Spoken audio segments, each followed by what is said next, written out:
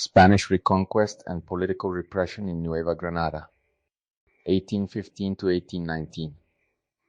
By 1815, the first revolutionary governments of Nueva Granada had been severely weakened. The movements that emerged after July 20th, 1810, had removed viceregal authority in many regions, but they had not created a stable national state. Provincial loyalties remained strong. Political leaders disagreed over constitutional design. Military resources were divided among competing jurisdictions.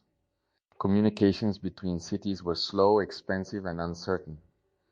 The conflict between Federalists and Centralists consumed time, manpower, and credibility. While local leaders debated sovereignty, taxation, military command, and jurisdiction, Spain reorganized for war. The result was decisive. The Patriot movement entered the year 1815 fragmented. The Spanish monarchy returned with concentrated force. The restoration of King Ferdinand VII of Spain in 1814 transformed imperial policy. During the crisis created by Napoleon's invasion, colonial elites had argued that extraordinary circumstances justified local juntas and provisional self-government.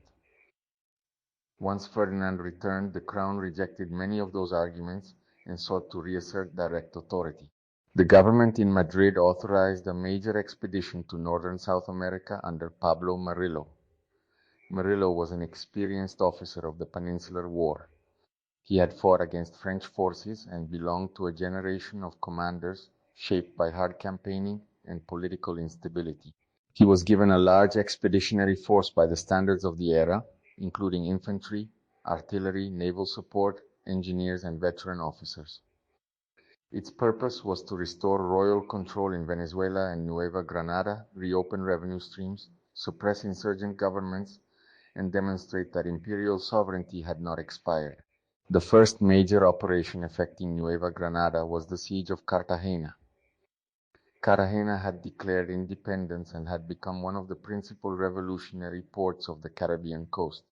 It possessed fortifications of great historical prestige, but walls alone could not solve shortages, factionalism, or disease. Morillo invested the city in 1815. The siege lasted for months. Food supplies deteriorated, epidemic illness spread. Civilian suffering became acute. Many residents attempted escape by sea. Mortality was severe. When Cartagena capitulated in December 1815, the city had been militarily subdued and socially exhausted. The fall of Cartagena opened the river and coastal approaches to the interior. It also demonstrated that patriot governments could not rely on symbolic prestige when facing disciplined siege warfare and logistical pressure. After Cartagena, royalist forces advanced through the territories of Nueva Granada. Some towns resisted. Others negotiated. Some local elites preferred accommodation if it preserved property and status. In many places, inhabitants were less motivated by ideology than by the immediate desire to avoid requisition, imprisonment, or destruction. By 1816, Santa Fe de Bogota had returned to royal control. The Spanish government now confronted a second problem. Military reconquest did not automatically produce political obedience. Large numbers of educated Creoles had served in patriot administrations, financed revolutionary institutions, or supported insurgent armies. The authorities therefore developed a policy that combined military occupation with exemplary punishment.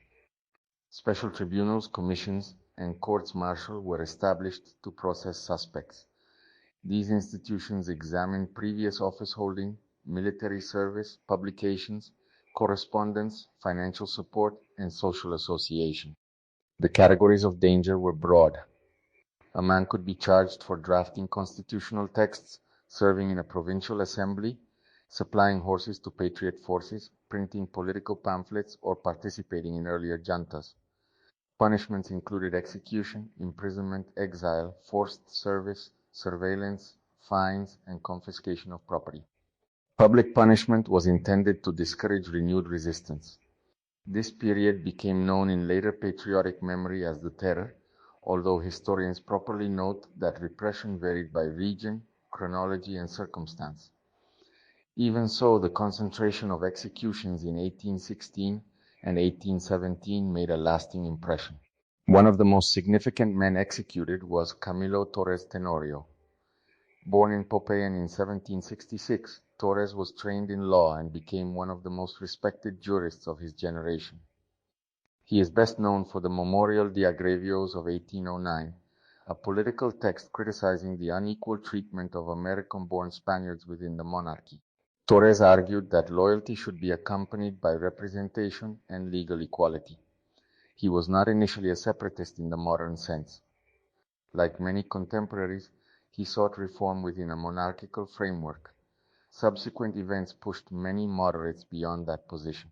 Torres later served in the United Provinces of New Granada and became a leading civilian authority. When royal forces returned, his prominence made him vulnerable. He was captured while attempting to evade arrest and executed in October 1816. His death was politically important because it removed a constitutional moderate whose career demonstrated that the reformist Creole loyalism had little protection once absolutist restoration began. Another major loss was Francisco José de Caldes. Born in Popayan in 1768, Caldes was one of the most accomplished scientific figures in Spanish America. He pursued astronomy, cartography, geography, engineering, and natural history. Associated with the scientific milieu shaped by José Celestino Mutis, he helped generate local knowledge of terrain, climate, and measurement. During the revolutionary period, Caldes supported patriot institutions and applied technical skill to military and administrative tasks. Royal authorities did not treat scientific distinction as grounds for immunity. He was executed in October 1816 in Santa Fe. A phrase often attributed to Morillo after petitions for clemency states, "Spain has no need of sages." Historians debate the exact wording and transmission, but the statement became emblematic of the period because it suggested the subordination of intellectual merit to political punishment. Caldes became a national symbol not only as a martyr of independence, but as a reminder of scientific development interrupted by war. Jorge Tadeo Lozano was another prominent victim. Born into an aristocratic family in Santa Fe, Lozano combined noble status, education, and scientific interests. He served in the early government of Cundinamarca and briefly held its presidency. His social rank did not protect him after the Reconquest. He was executed in July 1816. His case demonstrated that the Crown's punitive policy was directed not merely at social outsiders or military insurgents, but also at members of the colonial elite who had accepted revolutionary office. Joaquin Camacho also deserves attention. Camacho was a lawyer, journalist, and participant in public life during the constitutional struggles after 1810. He belonged to the world of political writing, municipal government, and legal argument that had expanded during the crisis of empire. He was executed in August 1816. His death illustrates that political authorship itself could be treated as subversion. Among the most enduring figures of Colombian memory is Policarpa Salaverrieta.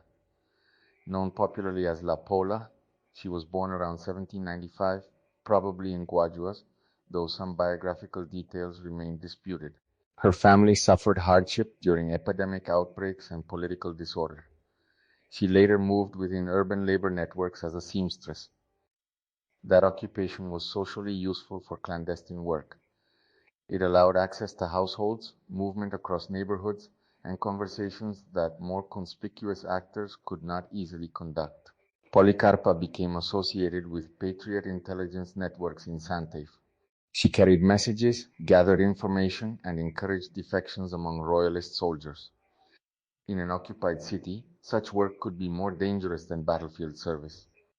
Intelligence failures or denunciations often led directly to execution. She was arrested in 1817 with Alejo Sabarain, who was also involved in patriot activity. After trial, both were condemned. She was executed in November 1817.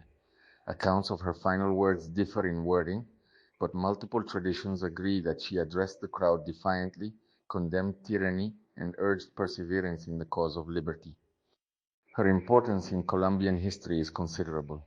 She broadened the public memory of independence beyond generals and legislators. She represents clandestine resistance, urban political agency, in the participation of women in the struggle. Repression did not end with executions. Property confiscation was a central instrument of policy. Estates, houses, commercial inventories, livestock, and financial claims could be seized from those convicted or suspected. Such measures had several objectives.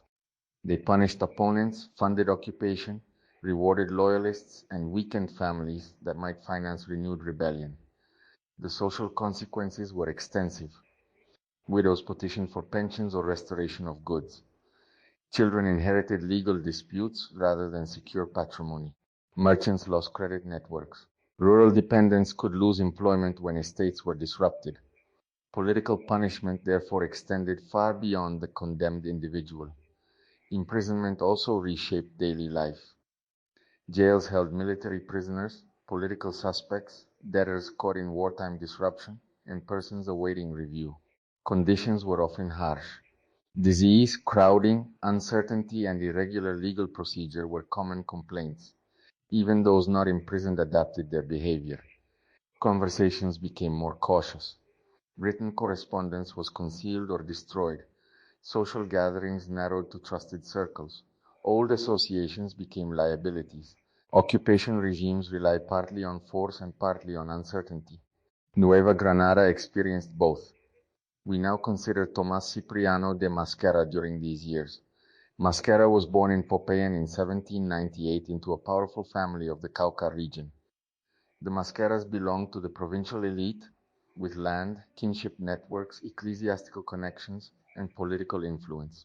Their fortunes were linked to the changing balance between empire, region, and emerging republic. During the Reconquest, Mascara was a young man observing the destruction of one political order and the uncertain birth of another. Popayan was a strategic city and often contested. Elite families there divided in loyalty, calculation, and timing. Some supported the crown. Some supported autonomy. Some adjusted position as military realities changed. For an ambitious young provincial notable, these years offered practical lessons. First, formal office meant little without armed force. Second, regional influence depended on family alliances and patronage. Third, military service could accelerate advancement more rapidly than legal routine. Fourth, political survival required flexibility as well as conviction. These lessons help explain Mascara's later career as soldier, administrator, negotiator, and highly pragmatic statesman. The wider Mascara family had to protect estates, reputation, and future prospects amid shifting authority. Families of their rank commonly balanced public declarations with private caution. Such behavior should not be reduced to simple opportunism. In civil conflict, preserving households, dependents, and property was itself a political task.